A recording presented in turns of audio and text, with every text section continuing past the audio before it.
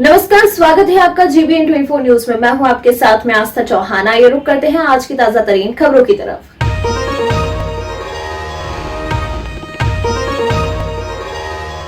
कांग्रेस विधायक डॉक्टर इरफान अंसारी के जामताड़ा आवास में जिला अध्यक्ष मुक्ता मंडल के नेतृत्व में एक बैठक बुलाई गई, जिसमें जिला जांच कमेटी के प्रभारी उपेंद्र सिंह, विधायक डॉक्टर इरफान अंसारी के अलावा पार्टी के पदाधिकारी और कार्यकर्ता मौजूद रहे।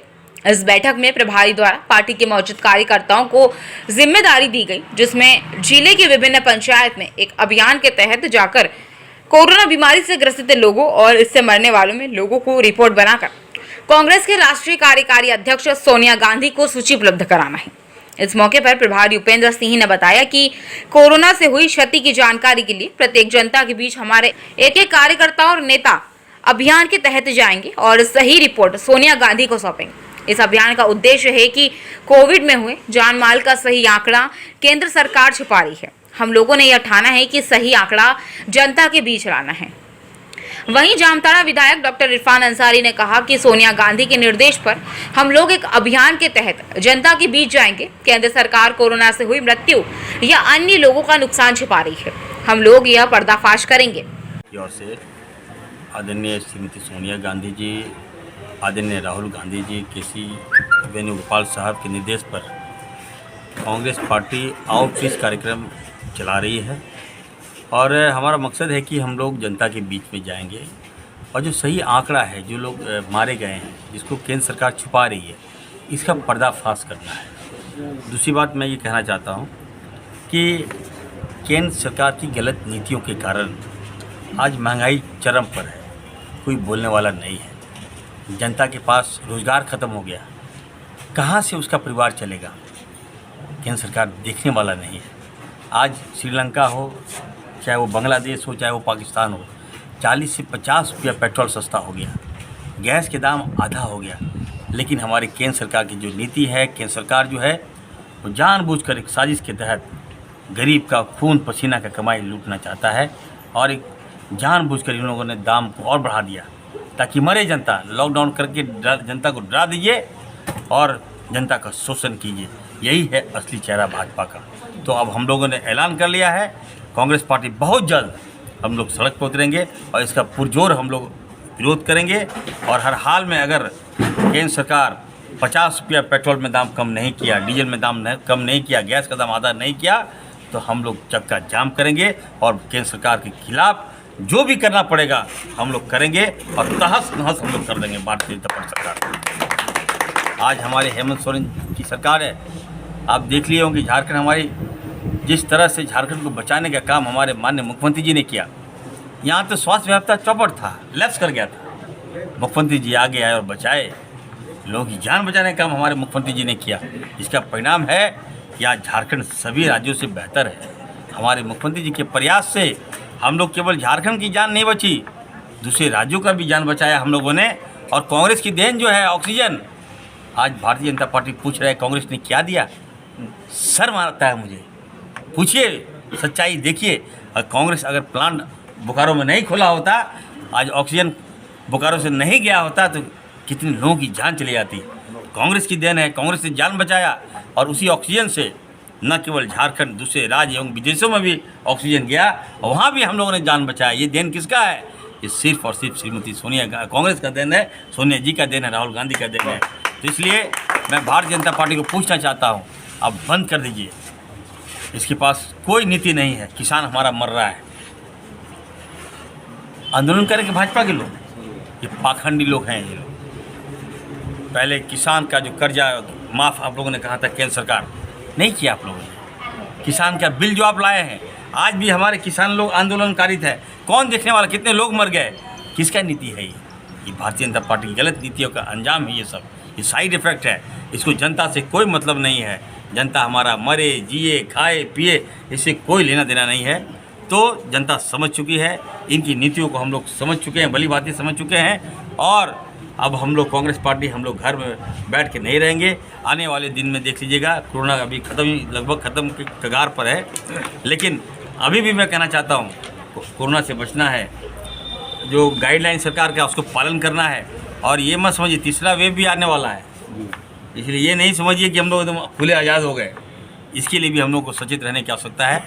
तीसरा जो सबसे अहम बात है, हम लोगों ने लोगों को आज जागरूक किया है कि आप लोग वैक्सीन को लीजिए। वैक्सीन लेना बहुत ज़रूरी है। वैक्सीन नहीं लीजिएगा तो आप कोरोना से आप ये मत सोचिए कि कोरोना आपको नहीं लपेट में लेगा। इसलिए वैक्सीन लीजिए। वैक्सीन का कोई साइड इफ़ेक्ट नहीं है।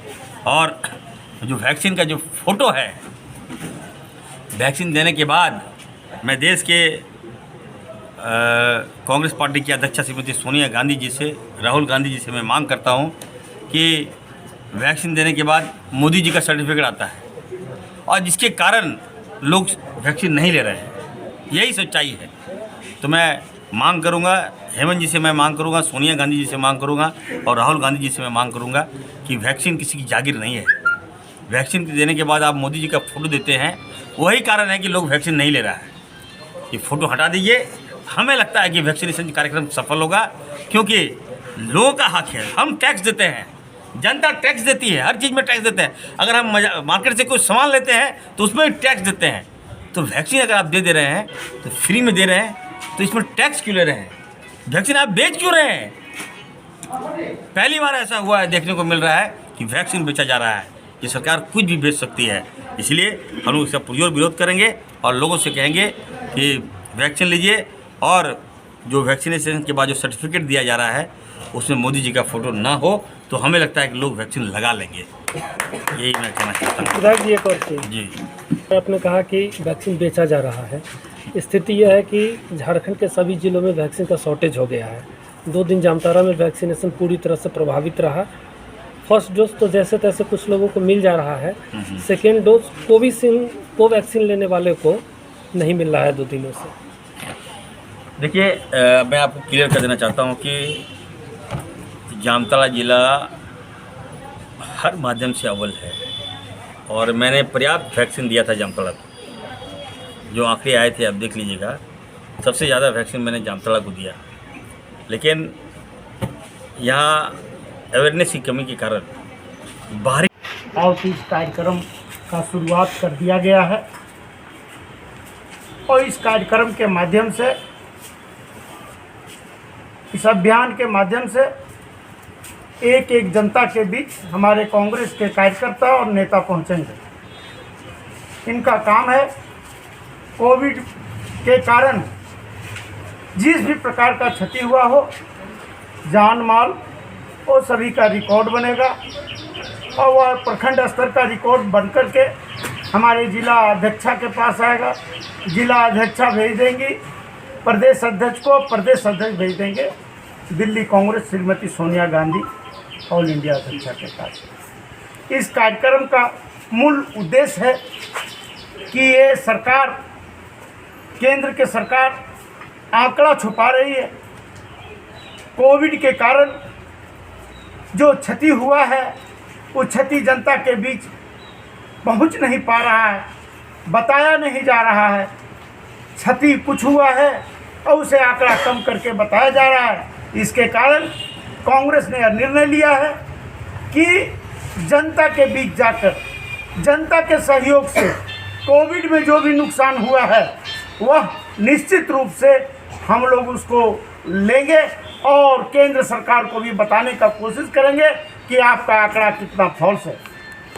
निश्चित रूप से कांग्रेस इस बात के लिए प्रयासरत है, हमारे नेता राहुल गांधी प्रयासरत हैं, श्रीमती सोनिया गांधी प्रयासरत हैं, हमारे प्रदेश अध्यक्ष प्रयासरत हैं, इरफान साहब हमारे जुझारू नेता प्रयासरत हैं कि जनता को जो क्षति हुआ है उसको कैसे पूर्ति हो, उसे कैसे लाभ पहुंचाया जाए, उसके लिए लोग प्रयासरत हैं।